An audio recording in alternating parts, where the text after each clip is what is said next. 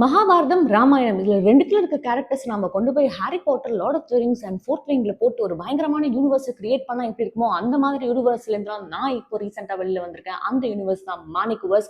ஆமாங்க, மானிக்வர்ஸ்ல 2 புத்தகம் இருக்கு. ஒன்னு வந்து ஆழி, அப்புறம் பச்சாவதார். இது 2 புத்தகமும் மானிக்வர்ஸ்குள்ள வருதுங்க. ஃபர்ஸ்ட் பிகினிங்ல நம்ம படிக்க வேண்டிய புத்தகம் ஆழி. இதுல பிகினிங்ல கொஞ்சம் ஸ்லோவா இருந்தாலும் போக போக விறுவிறுன்னு சூடு பிடிக்குது. நான் சின்ன சினாப்சிஸ் மட்டும் சொல்றேன், ஸ்பாயிலர் சொல்ல மாட்டேன். நம்ம பரசுராமர் ஸ்கூல் நடத்துறாருங்க.